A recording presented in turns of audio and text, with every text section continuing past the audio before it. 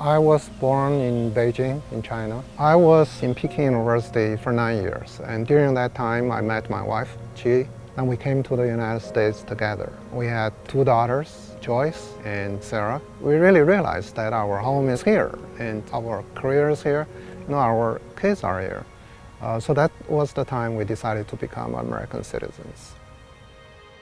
It was May 21, 2015. And early in the morning, I was woken up by this very, very loud knocks on my door. It was very urgent, very loud, like bang, bang, bang, bang, bang, like that. And so I was wondering who would knock people's door like that. And so I quickly put on shorts and opened the door. And I saw many people outside, and some had weapons, and 2 guys had battering ram ready to take down my door. And then this FBI agent asked, "Are you Xiaoxing Xi?" I said, "Yes."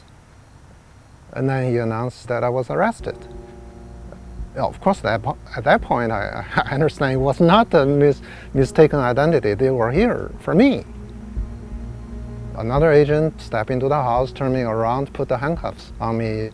Armed agent in bulletproof vest ran into the house yelling, "FBI, FBI." My wife was opening her bedroom door. The FBI agent pointed the gun at her and say, "Hands up." And then they got Sarah and then Joyce. So they all came out at gunpoint and with hands raised.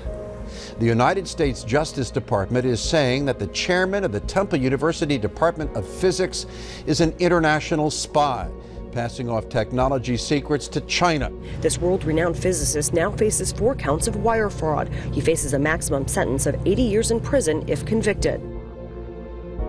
It's just all my life flashed in front of my eyes. I didn't know what's going to happen next.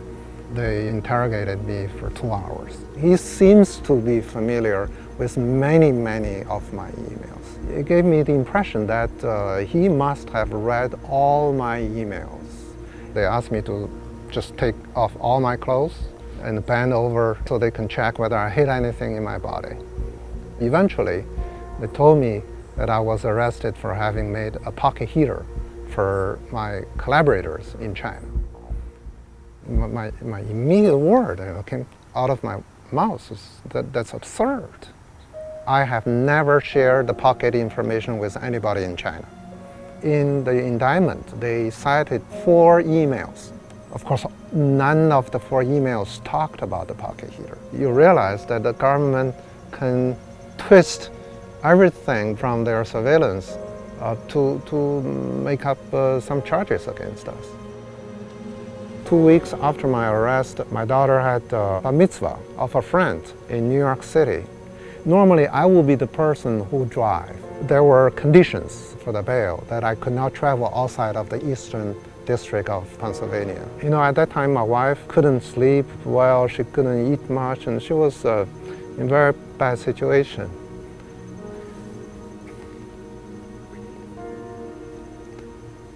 But she took Sarah.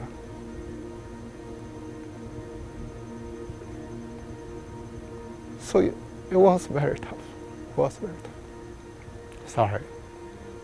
After months of investigation, after losing his position as chair of the physics department, after the emotional trauma that he and all his family endured, it turns out the technology that the government thought Professor Xi was sharing with China wasn't the right technology to begin with. All of the charges against him were dropped.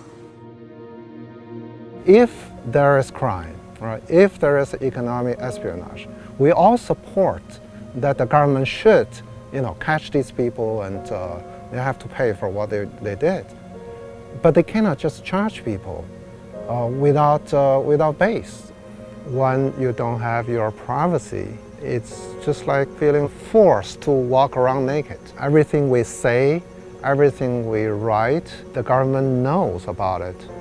If there was no good reason that they started to listen to my private communications, they could decide to do this to any American, and that's not right. And we don't want to see that happen to other Americans, or for that matter, to any people.